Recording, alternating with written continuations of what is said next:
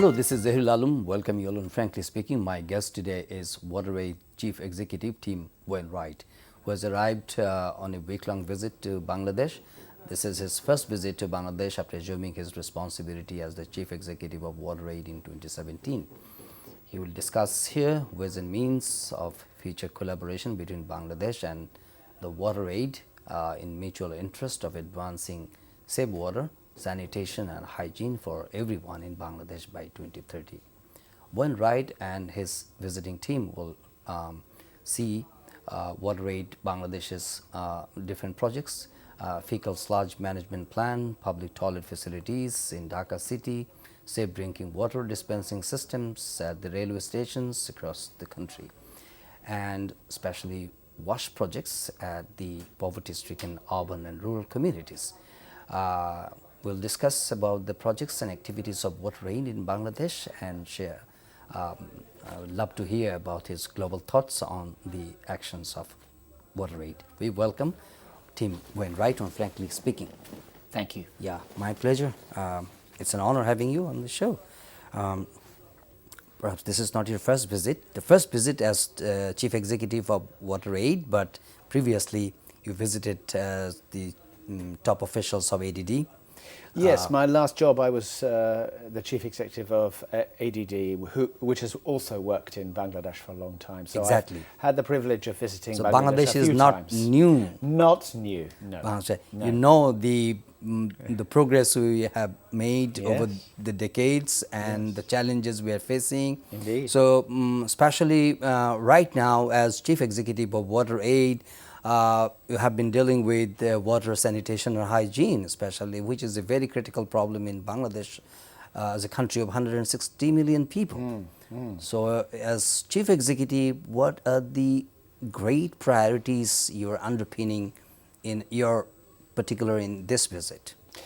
Well, in this visit, we're very interested in learning from Bangladesh, because Bangladesh is a country where a great deal of progress has been made in certain areas. Yeah. So, for instance, Bangladesh is famous for having made a huge change in open defecation, which last year in the official statistics was reported at 0%, having been much, much higher.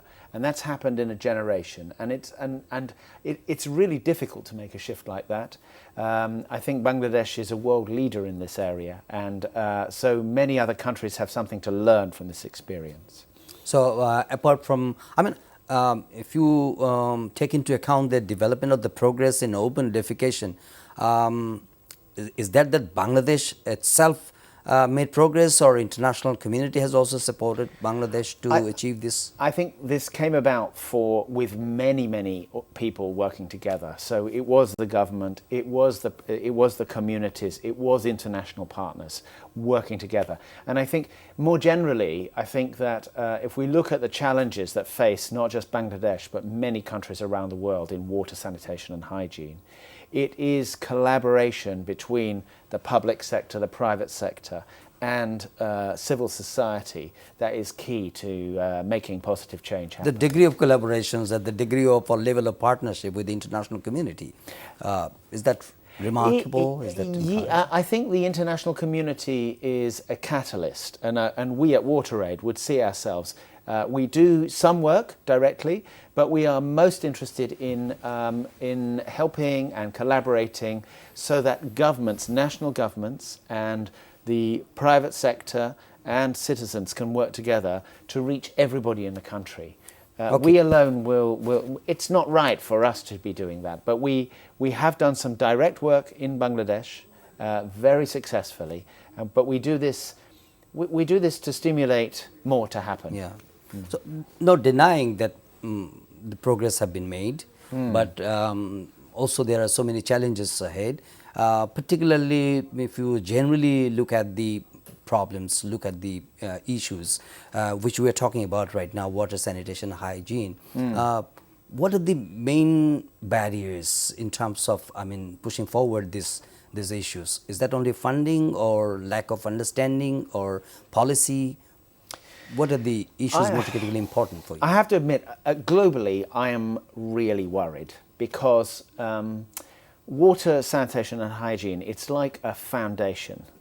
if you don't have water, sanitation and hygiene, then the people become unhealthy, diarrheal diseases will kill children, will have bad health implications for everybody, it will keep girls out of school, it will hold back human development. And at the moment, across the world, although a lot of progress has been made on providing water to people, so the number of people without water, it used to be 1 in 5 people in the world, now it is 1 in 10, and that's happened in 15 years.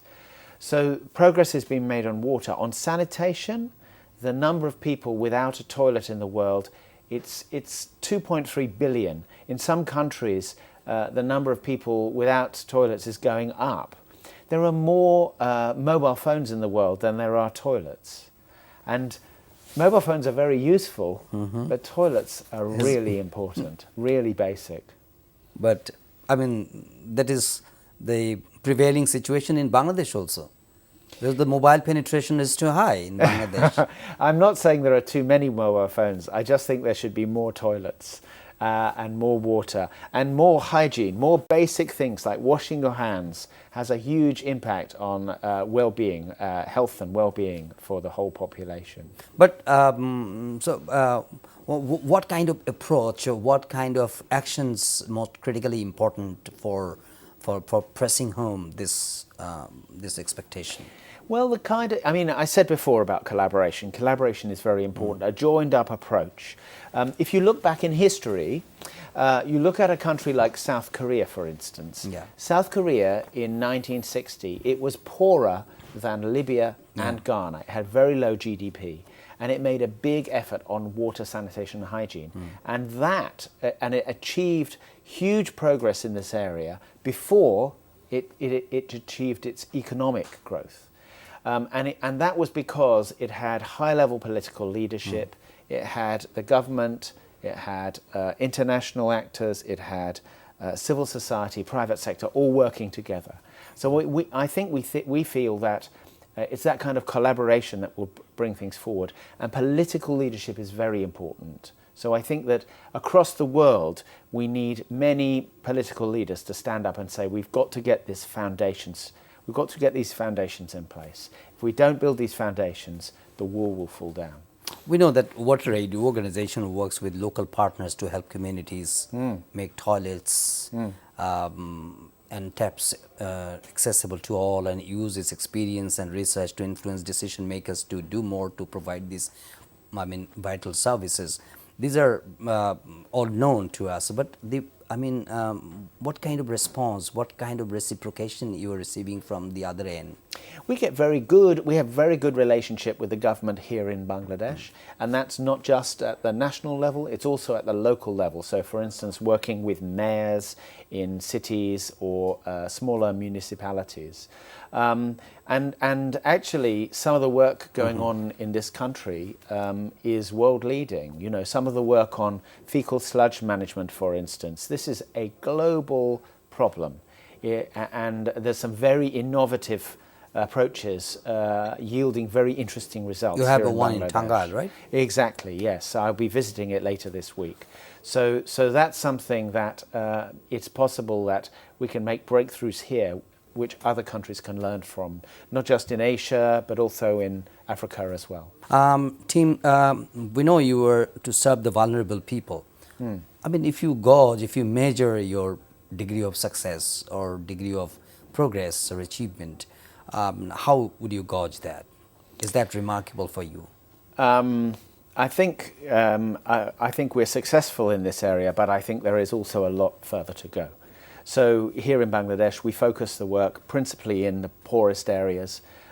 We target particular groups, such as disabled people, people living in remote areas, and so on. But I think across the world, we know that the very poorest people are often the people who lack water, sanitation and hygiene. That's a global challenge. That's a global challenge. It's a challenge here in Bangladesh. It's no different to many other countries. And global community is scheduled to meet in July. Indeed. To discuss. Yes. So there are some global goals for human development that came into being in 2015, Bangladesh contributed to this process, has committed to this process. And there is a meeting happening later this year to review progress against the 6th goal, which is focused on water. Okay. I think this is a very important meeting. It's an opportunity for countries like Bangladesh. How do you find the commitment of Bangladesh? Very good. In fact, I met with the Bangladesh team in New York only a few weeks ago to discuss this, and they're very interested in this meeting. And of course, Bangladesh also plays a role as being the chair of the group of least developed countries, the LDC group it's called. So it has a dual role in this meeting, and I very much hope that the Bangladeshi government will be speaking and sharing its successes and its challenges and its plans for the future. As you said that you are working as a catalyst, have you been able to motivate, have you been able to inspire or make other partners to take new initiative for serving in these fields, like ensuring clean water or safe drinking water, or making toilets, or ensuring sanitation for the people at different strata? I think there are many examples of this. Just this afternoon, I was visiting a very poor area within Dhaka city, where we are today, and it was really interesting. We went to visit, first of all, a community where no work had happened, and we looked at the toilets that were provided there, and they were very, very basic, and I think it was obvious there was a high risk of health hazards and so on. And then we visited an area where the work had carried out, and there was a very strong community-led commitment to making sure that these public toilets were very good quality and were used by the whole community. And I think this approach is spreading, the government is involved and is supportive. So I think this gave me great hope that these challenges can be overcome. Yeah. How do you see the hygiene education in Bangladesh? I think this again is hygiene actually is something that globally WaterAid has put at the very highest of our priorities. And the reason that we've done that is across the world it's hygiene that is the furthest behind. So I think for Bangladesh and for many other countries this is a key priority. And it's basic things like hand washing, food preparation, drinking clean water that has a really big impact on people's health status.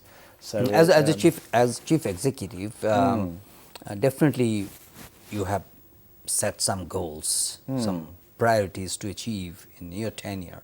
If you take into account the case of Bangladesh, I mean generally, yes, we have SDGs, number 6 goals. International community is going to meet and discuss how to, how to achieve those goals. But if you, in particular, look at your own priorities, what you would like to achieve during your tenure as chief executive? I would like to see a step change in the amount of attention paid to water, sanitation, hygiene, not just in Bangladesh, in many, many countries around the world. I think, as I said earlier, the having more mobile phones than toilets in the world is it's all wrong. You know, we need to get the basics right as well. Mobile phones are great. I have one in my pocket. You do too, yeah? But we both have a toilet as well. We want that to be true for everyone in the world. And because if we don't do this, diseases like cholera will remain. You know, in the country I come from, I live in the UK and I grew up in London. So it was in London 150 years ago that we discovered the reason that cholera was caused. It's caused by dirty water. The people are infected by cholera, they're taking water from a well, and the local community is affected. Cholera is still coming back in many countries around the world. In fact, it's on the increase. And with global warming, with climate change, and rising sea levels, it's a bigger issue for the world. We need to take action to make sure that something like cholera is history, you know. And the solution lies in water, sanitation and hygiene. Do you deal with arsenic problem? Indeed, yes, yes. We need to take action on. That's a more particular problem in particular localities around the world, including sometimes here in Bangladesh. Again, that's another issue. Yeah, there are many problems in the world that result from not having clean water, sanitation, and hygiene. It's a simple thing, but it's basic. Everybody needs it. So, in particular, in the capital city, you're going to, or you have already visited some of the areas and Sure. and see some toilet facilities which have been funded by the Water Aid. Any other any other programs to spread these facilities in other cities apart from the capital? Absolutely, yeah, and we're very encouraged because we're already working in other cities outside of the capital, and we're getting very good, because we have a very good relationship and very good collaboration with the local government. They are starting to pick this up. But by getting some income from the toilets as well, by electronic displays and so on, it means that it is commercially viable. This is water, sanitation, and hygiene. It's not a super expensive thing to do, but if you don't do it, it's very expensive because people get sick. Children are malnourished, girls don't go to school, and this holds back a country's progress. So it's a real basic thing. But why the investment and fund is so meager, so small, so limited? I think that even from the government side. Every government in the world needs to prioritize this. Every government in the world needs why to they make fail sure to understand why they do not prioritize this critically important issue? I don't know. I don't know why. I think maybe it's because we've known about it for a long time. It's not new. It's not. In 2018, when you still talk about the open sky defecation, that's a shame. Indeed, and in some countries around the world it's very high still. So Bangladesh is a country that has tackled this issue very successfully. Yeah, I agree with you. You should be working for Water Aid. Exactly. and another thing is the girls' hygiene is also a very important issue. Yes. I mean, the hygiene is generally important, no denying to that. Yes. But girls' hygiene is also a very important issue when you talk about it's a shame and stigma when they deal with their periods, and still they are lacking sort of facilities, sort of support. Yes. In terms of maintaining themselves. Yes, it's very important, I think, that in schools there is adequate hygiene facilities for boys as well, but for girls especially, because we know that, indeed, in the community I met this afternoon, they were telling me that because they have good toilet facilities, washing facilities in the school, the girls are going to school now. And so before they were missing quite a lot of school every month. So this is, yes, another example of why it's important.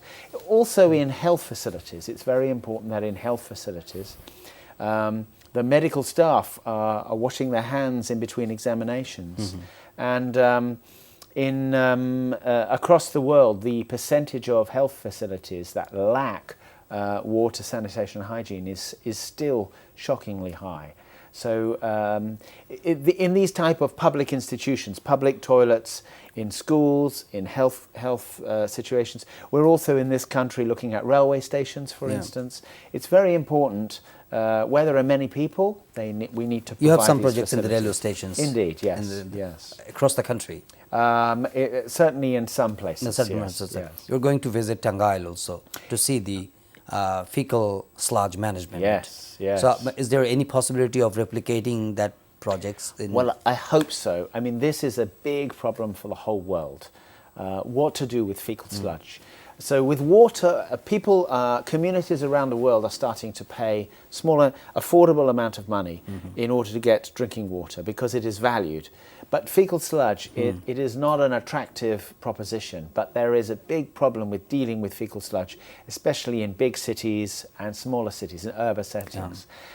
So here in Bangladesh, very innovative work is going on. So I am really, that's one of the reasons I came, Yep. is to see this work and look at ways in which it can be replicated, be copied, made more, both here but also in other countries in the world. Yeah. We have discussed, and we are definitely looking at the progress being made on the SDG front.